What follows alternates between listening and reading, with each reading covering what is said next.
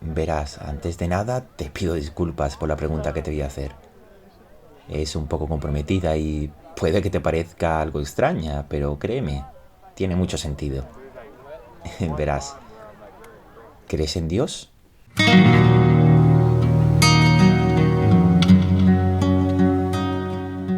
La carrera literaria de Miguel de Unamuno resulta inabarcable. Se cuentan 631 ensayos, 800 artículos de periódico, 5 novelas, otras 8 novelas cortas, 72 cuentos y otros 82 escritos a manera de diálogo. Y todo ello sin contar su trayectoria poética y teatral. Pero el día a día de Unamuno no consistía solo en escribir. En su actividad pública tuvo enfrentamientos con dictadores, republicanos e incluso el mismísimo rey de España.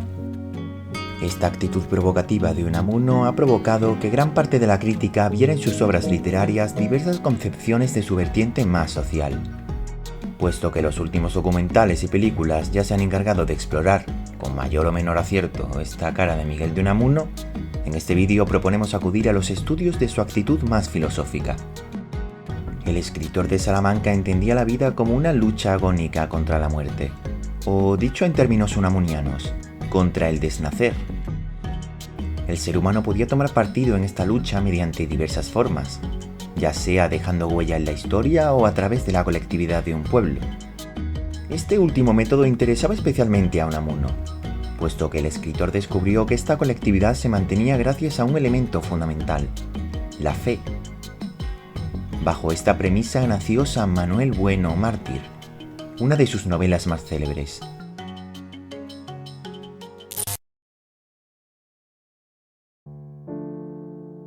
Esta novela corta es la biografía en forma epistolar de Manuel Bueno, un párroco de Valverde de Lucerna quien ha sido propuesto tras su muerte para ser beatificado por el obispo de la diócesis de Granada. La carta la firma Ángela Carballino, quien desde niña ha podido ser testigo de las buenas obras del párroco Manuel. Valverde de Lucerna se mantenía gracias a la acción de este santo, a quien acudían los necesitados para gozar de su consuelo divino. La misma Ángela, quien apenas conocía a su padre biológico, tenía a Manuel Bueno como su otro padre, el espiritual. De igual manera pensaba su madre, quien profesaba un amor profundamente cristiano hacia él. Ángela casi pierde la compañía de su querido párroco cuando su hermano Lázaro regresa de América, ensimismado en ideales sindicalistas y progresistas. Lázaro propone mudarse a la ciudad. Sin embargo, pronto descubre que la influencia de Manuel Bueno le impedirá llevar a cabo su proyecto de futuro. El hermano de Ángela decide conocer a Manuel Bueno, saber qué se oculta bajo esa luz que alimenta la fe del pueblo. La rivalidad entre ellos rápidamente se convierte en una amistad sincera, gracias al encanto del párroco. Lázaro termina convencido de la bondad de Manuel Bueno, hasta tal punto que termina aceptando la comunión, con gran regocijo de todo el pueblo y de su familia. Su hermana queda admirada por la conversión de su hermano a la fe cristiana, pero Lázaro le confiesa el oscuro secreto que esconde Manuel Bueno. El párroco predica la fe para mejorar la vida de los parroquianos, pero esa fe nace a costa de la duda existencial que corroe el alma de Manuel Bueno. En efecto, San Manuel Bueno carece de fe, y la angustia que le provoca su falta de creencia en Dios es el motor que alimenta la fe de Valverde de Lucerna. Lázaro, intentando buscar la debilidad del párroco, se encontró con que esta carencia iba a ser precisamente la que le llevaría a ser su ferviente discípulo, llevando consigo la carga de ese mal para proteger al pueblo. ¿Es acaso esta una parodia de la Iglesia Católica? Nada más lejos de la realidad. Unamuno nos expone aquí la historia de un mártir, un hombre que busca proteger al pueblo de la oscura verdad de la existencia humana.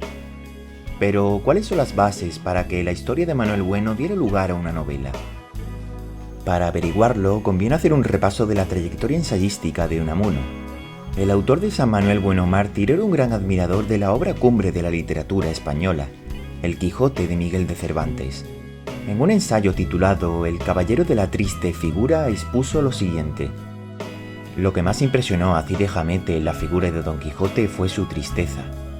Revelación y signo, sin duda, de la honda tristeza de su alma seria, abismáticamente seria, triste y escueta como los pelados páramos manchegos, también de tristísima y augusta solemnidad. Tristeza reposada y de severo continente. Sancho le bautizó con el nombre de caballero de la triste figura. Esta descripción de Don Quijote podría casar perfectamente con la de Manuel Bueno, pero sus similitudes van más allá. San Manuel Bueno Mártir obtuvo una nueva edición en 1933, en la que se incluyó un prólogo del autor. En dicho prólogo, Unamuno comenta: «Y no es, en el fondo, este congojoso y glorioso problema de la personalidad el que guía en su empresa a Don Quijote, el que dijo lo de «yo sé quién soy», y quiso salvarla en alas de la fama imperecedera». No solo Manuel Bueno representa al personaje principal de la obra de Cervantes. La misma estructura de San Manuel Bueno Mártir es similar a la del Quijote. Ambas novelas son el escrito de una persona ajena al autor. Cid de Hamete con respecto a Cervantes y Ángela Carballino con respecto a Unamuno. El sucesor espiritual de Sancho Panza es Lázaro, ya que, de igual manera que el fiel escudero sufre la llamada quijotización del caballero, en la obra encontramos la manuelización, por llamarlo de alguna manera, del hermano de Ángela. Ahora bien, San Manuel Bueno Mártir es más que una reinterpretación del Quijote. Quizás su aspecto más interesante sea el uso que hace de un procedimiento denominado incantatio. Esta incantatio se basa en el uso de diversos leitmotiv en el espacio de la obra. Unamuno se inspiró en Sanabria, una comarca de la provincia de Zamora, para situar a Valverde de Lucerna. Difícilmente podríamos haber encontrado un pueblo de estas características que se asemejara al de la obra, puesto que en los años 30 tan solo existían unas pocas aldeas. Sin embargo, lo que nos interesa es el uso de dos elementos claves en el paisaje descrito: la montaña y el lago. Estas voces son el leitmotiv que observamos en toda la obra, y que configura a San Manuel Bueno Mártir como una novela metafórica.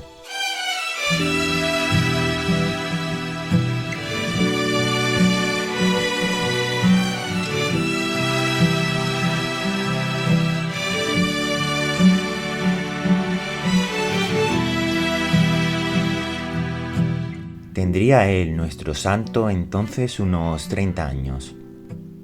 Era alto, delgado, erguido. Llevaba la cabeza como nuestra peña del buitre lleva su cresta, y había en sus ojos toda la hondura azul de nuestro lago.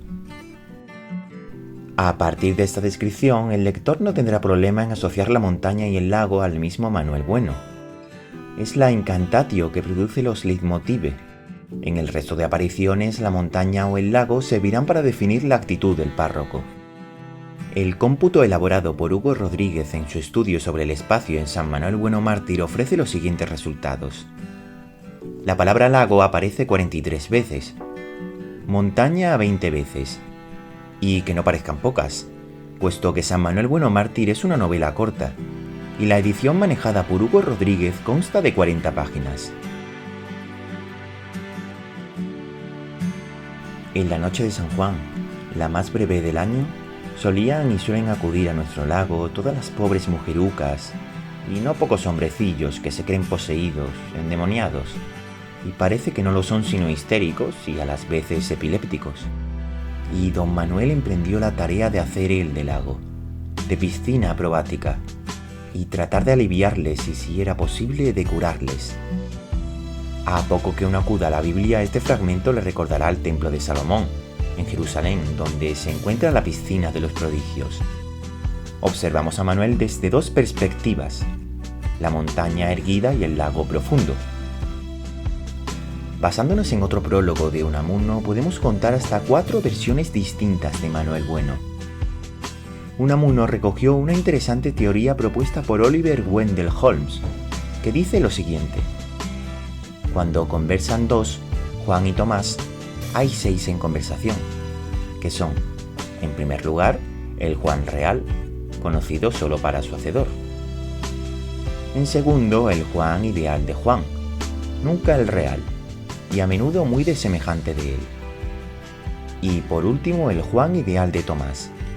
Nunca el Juan real ni el Juan de Juan, sino a menudo muy desemejante de ambos. Y lo mismo podríamos decir de Tomás.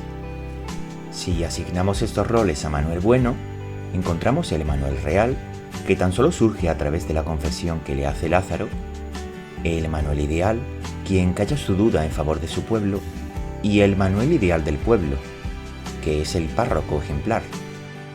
Pero todavía falta un último Manuel. Es, según Unamuno, el Manuel que el propio Manuel quisiera ser.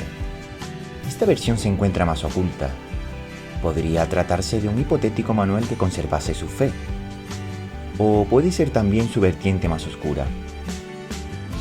Aquella a la que tiene que retener, puesto que el deseo oculto de quitarse la vida es el mayor tormento que sufre el párroco.